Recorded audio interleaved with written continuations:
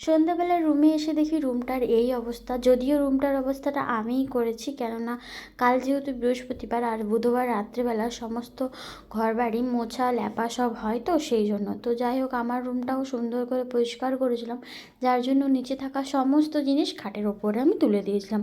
আর box খাট বলে খুব সমস্যা হয় নিচটা মুছতে, সেই জন্য নিচে কিচ্ছু রাখা হয়নি।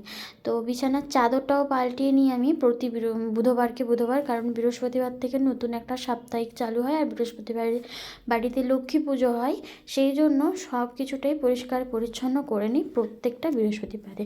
তোমাদের বাড়িতেও এরকম কি কোনো নিয়ম আছে? অবশ্যই আমাকে কমেন্ট করে জানিও। তো হ্যালো বন্ধুরা, কেমন আছো তোমরা সবাই?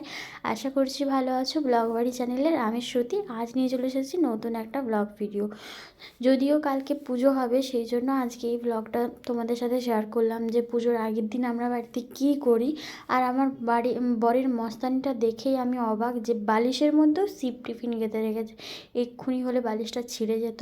যাই হোক, আর এই কোল বালিশটা তোমরা দেখো কতগুলো কভার পরিয়ে রেখেছিল কোল বালিশটা। এটা আমার বরের ছাড়া আর কারো কাজ না। যাই হোক, তারপর নতুন একটা পরিষ্কার কোল বালিশের ওয়ারটা পাল্টে, আর এই যে দেখো ঝাটাসের রুমটা গুছিয়ে নিলাম। কী সুন্দর লাগছে, তোমরাই একবার দেখো তো।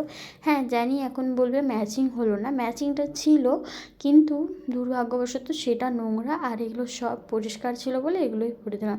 আমার বর এসে একটু শুয়ে পড়লো, আর এই দেখো সমস্তটা গুছিয়ে নিচ্ছে। আর এই আনলাটা তোমাদের ভালোবাসায় করতে পেরেছি। আশা করব তোমরা এরকমই সব দিন আমায় ভালোবাসা দিয়ে যাবে, যার জন্য আমি আরও অনেক ভালোবাসা পাবো, আর আরও অনেক কিছু করতে পারবো যা তোমাদের সাথে শেয়ারও করব। যাই হোক, আমার ভিডিওগুলো কেমন লাগে অবশ্যই কমেন্ট করো।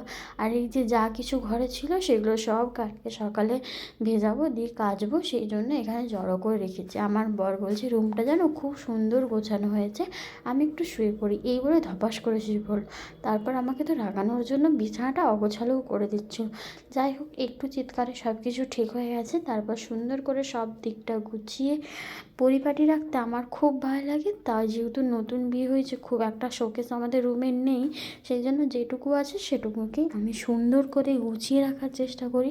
তোমাদের কার কার এই জিনিসটা ভালো লাগে অবশ্যই কমেন্ট করো আমাকে। আর নিচেই ম্যাটটা পেতে রাখার কারণ আমার বর মাঝে মধ্যে নিচেও ঘুমোয়, তো একদম মেঝেতে কেন ঘুমোবে, সেই জন্য ম্যাটটা পেতে রাখলাম। অসংখ্য ধন্যবাদ জানাই ভিডিওটা শেষ পর্যন্ত দেখার জন্য। আমার বর বলে দিল বাই।